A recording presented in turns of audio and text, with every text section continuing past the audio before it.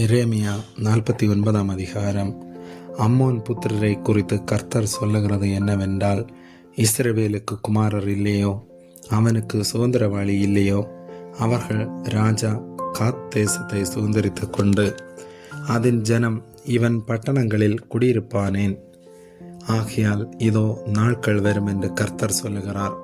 அப்பொழுது அம்மோன் புத்திரரின் பட்டணமாகிய ரப்பாவிலே யுத்தத்தின் ஆர்ப்பரிப்பை கேட்க பண்ணுவேன். அது பாழான மண்மேடாகும். அதற்கடுத்த ஊர்களும் அக்கினியினால் சுட்டரிக்கப்படும். ஆனாலும் இஸ்ரவேல் தன் தேசத்தை சுதந்திரித்து கொண்டவர்களின் தேசத்தை சுதந்திரித்து கொள்ளும் என்று கர்த்தர் சொல்லுகிறார்.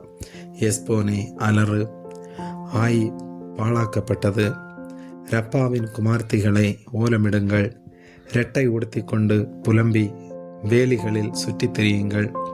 அவர்கள் ராஜா அதன் ஆசாரியர்களோடும் அதன் பிரபுக்களோடும் கூட சிறைப்பட்டு போவான். எனக்கு விரோதமாய் வருகிறவன் யார் என்று சொல்லி உன் செல்வத்தை நம்பின சீர்கெட்ட குமார்த்தியே, நீ பள்ளத்தாக்குகளை பற்றி பெருமை பாராட்டுவானேன்? உன் பள்ளத்தாக்கு கரைந்து போகிறது.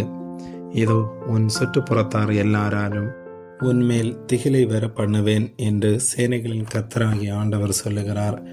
நீங்கள் அவரவர் தம் தம் முன் இருக்கும் வழியே ஓட துரத்தப்படுவீர்கள். வலசை வாங்கி ஓடுகிறவர்களை சேர்ப்பார் ஒருவரும் இல்லை. அதற்கு பின்பு அம்மோன் புத்திரருடைய சிறையிருப்பை திருப்புவேன் என்று கர்த்தர் சொல்லுகிறார். ஏதோமை குறித்து சேனைகளின் கர்த்தர் சொல்லுகிறது என்னவென்றால், தேமானிலே இனி ஞானமில்லையோ? ஆலோசனை விவேகிகளை விட்டு அழிந்ததோ? அவர்களுடைய ஞானம் கெட்டு போயிட்டோ? தேதானின் குடிகளை ஓடுங்கள், முதுகை காட்டுங்கள், பள்ளங்களில் பதுங்குங்கள். ஏசாவை விசாரிக்கும் காலத்தில் அவன் ஆபத்தை அவன் மேல் வர பண்ணுவேன். திராட்சை பழங்களை அறுக்கிறவர்கள் உன்னிடத்திலே வந்தார்களாகில் பின் பறிக்கிறதற்கு கொஞ்சம் வையார்களோ? ராத்திரியில் திருடர் வந்தார்களாகில் தங்களுக்கு போதும் என்கிற மட்டும் கொள்ளையடிப்பார்கள் அல்லவா? நானோ ஏசாவை வறுமையாக்கி அவன் ஒழித்து கொள்ளக்கூடாதபடிக்கு அவனுடைய மறைவிடங்களை வெளிப்படுத்தி போடுவேன். அவனுடைய சந்ததியாரும் அவனுடைய சகோதரரும் அவனுடைய அயலாரும் அழிக்கப்படுவார்கள். அவன் இனி இரான். திக்கற்றவர்களாய் போகும் உன் பிள்ளைகளை ஒப்புவி. நான் அவர்களை உயிரோடு காப்பாற்றுவேன். உன் விதவைகள் என்னை நம்புவார்களாக. கர்த்தர் சொல்லுகிறது என்னவென்றால், இதோ பாத்திரத்தில் குடிக்க வேண்டும் என்கிற நியாய தீர்ப்புக்கு உள்ளாயிராதவர்கள் அதில் குடித்தார்கள். நீ குற்றமற்று நீங்களாயிருப்பாயோ? நீ நீங்களாயிராமல் அதில் நிச்சயமாய் குடிப்பாய். போஸ்தரா பாலும் நிந்தையும் அவாந்தரமும் சாபமுமாக இருக்கும் என்றும் அதன் பட்டணங்கள் எல்லாம் நித்திய வனாந்தரங்களாயிருக்கும் என்றும் என்னை கொண்டு ஆணையிட்டேன் என்று கர்த்தர் சொல்லுகிறார். நீங்கள் கூடிக்கொண்டு அதற்கு விரோதமாக வந்து யுத்தம் பண்ணுகிறதற்கு எழும்புங்கள் என்று சொல்ல ஜாதிகளிடத்தில் ஸ்தானாதிபதியை அனுப்புகிற செய்தியை கர்த்தரிடத்திலே கேள்விப்பட்டேன். இதோ உன்னை ஜாதிகளுக்குள்ளே சிறியதும் மனுஷருக்குள்ளே அசட்டை பண்ணப்பட்டதுமாக்குகிறேன் என்றார். கண்மலை வெடிப்புகளில் வாசம் பண்ணி மேடுகளின் உச்சியை பிடித்திருக்கிறவனே, உன்னால் உன் பயங்கரமும் உன் இருதயத்தின் அகந்தையும் உன்னை மோசம் போக்கிட்டு நீ கழுகை போல் உயரத்தில் உன் கூட்டை கட்டினாலும் அங்கே இருந்து உன்னை விழப்பண்ணுவேன் என்று கர்த்தர் சொல்லுகிறார். அப்படியே ஏதோம் பாழாகும். அதை கடந்து போகிறவன் எவனும் அதன் எல்லா வாதைகளின் நிமித்தமும் பிரமித்து ஈசல் போடுவான்.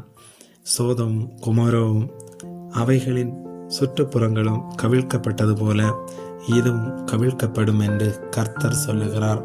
அங்கே ஒருவனும் குடியிருப்பதில்லை, அதில் ஒரு மனுபுத்திரனும் தங்குவதில்லை.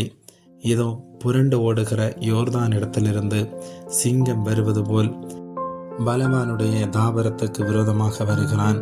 அவனை சடுதியிலே அங்கே இருந்து ஓடி வர பண்ணுவேன். நான் அதற்கு விரோதமாய் கட்டளையிட்டு அனுப்ப தெரிந்து கொள்ளப்பட்டவன் யார்? எனக்கு சமானமானவன் யார்? எனக்கு மட்டு கட்டுகிறவன் யார்? எனக்கு முன்பாக நிலை நிற்கப் போகிற மெய்ப்பெண் யார்? ஆகையால் கர்த்தர் ஏதோமுக்கு விரோதமாக யோசித்த ஆலோசனையையும் அவர் தேமானின் குடிகளுக்கு விரோதமாக நினைத்திருக்கிற நினைவுகளையும் கேளுங்கள். மந்தையில் சிறியவர்கள் மெய்யாகவே அவர்களை பிடித்தெழுப்பார்கள். அவர்கள் இருக்கிற தாவரங்களை அவர் மெய்யாகவே பாழாக்குவார். அவைகளுக்குள் இடிந்து விழும் சத்தத்தினாலே பூமி அதிரும். கூக்குரலின் சத்தம் சிவந்த சமுத்திரம் மட்டும் கேட்கப்படும். இதோ ஒருவன் கழுகை போல எழும்பி பறந்து வந்து தன் செட்டைகளை போஸ்ராவின் மேல் விரிப்பான். அந்நாளிலே ஏதமுடைய பராக்கிரமசாலிகளின் இருதயம் பிரசவ வேதனைப்படுகிற ஸ்திரீயின் இருதயம் போல இருக்கும் என்கிறார். தமஸ்குவை குறித்து சொல்வது ஆமாத்தும் அர்பாத்தும் கலங்குகிறது. பொல்லாத செய்தியை அவர்கள் கேட்டபடியினால் கரைந்து போகிறார்கள். சமுத்திரத்தோரமாய் சஞ்சலம் உண்டு, அதற்கு அமைதல் இல்லை. தமஸ்கு தளர்ந்து போம், புறங்காட்டி ஓடிப்போம்.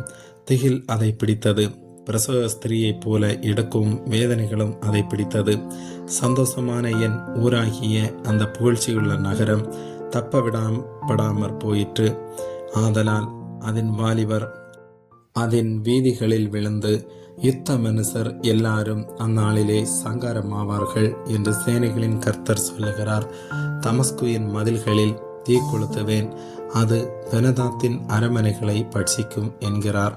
பாபிலோன் ராஜாவாகிய நேபுகாத் நேச்சார் முறியடிக்கும் கேதாரையும் காத்சவருடைய ராஜ்யங்களையும் குறித்து கர்த்தர் சொல்லுகிறது என்னவென்றால், எழும்பி கேதாருக்கு விரோதமாய் போய் கீழ்த்திசை புத்திரரை பாழாக்குங்கள். அவர்களுடைய கூடாரங்களையும் அவர்களுடைய மந்தைகளையும் வாங்கி அவர்களுடைய திரைகளையும் அவர்களுடைய எல்லா தட்டுமுட்டுகளையும் அவர்களுடைய ஒட்டகங்களையும் தங்களுக்கென்று கொண்டு போய் எத்திசையும் பயம் என்று சொல்லி அவர்கள் மேல் ஆர்ப்பரிப்பார்கள். காத்சோரின் குடிகளை ஓடி தூரத்தில் அலையுங்கள், பள்ளத்தில் ஒதுங்கி பதுங்குங்கள் என்று கர்த்தர் சொல்லுகிறார். பாபிலோன் ராஜாவாகிய நேபுகாத் நேச்சார் உங்களுக்கு விரோதமாக ஆலோசனை செய்து உங்களுக்கு விரோதமாக உபாயங்களை சிந்தித்திருக்கிறான்.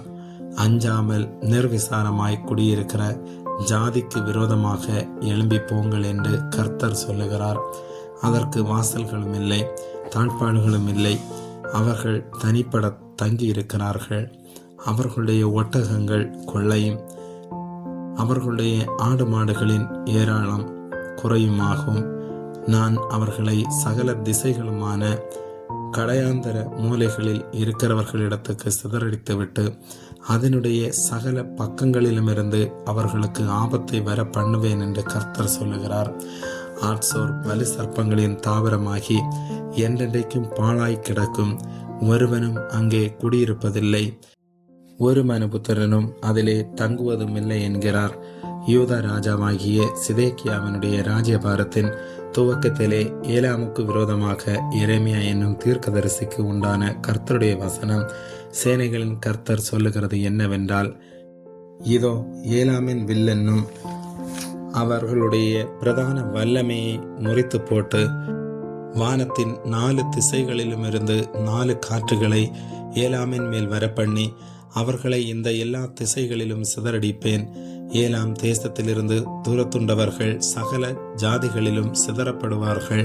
நான் ஏலாமியரை அவர்கள் சத்துருக்களுக்கு முன்பாகவும் அவர்கள் பிராணனை வாங்க தேடுகிறவர்களுக்கு முன்பாகவும் கலங்க பண்ணி என் கோபத்தின் உக்கிரமாகிய தீங்கை அவர்கள் மேல் வர பண்ணுவேன் என்று கர்த்தர் சொல்லுகிறார். நான் அவர்களை நிர்மூலமாக்கும் மட்டும் பட்டயத்தை அவர்களுக்கு பின்னாக அனுப்பி என் சிங்காசனத்தை ஏலோமிலே வைத்து அங்கே இருந்து ராஜாவையும் பிரபுக்களையும் அழித்து போடுவேன் என்று கர்த்தர் சொல்லுகிறார். ஆனாலும் கடைசி நாட்களிலே நான் ஏலாமின் சிறையிருப்பை திருப்புவேன் என்று கர்த்தர் சொல்லுகிறார். ஆமேன்.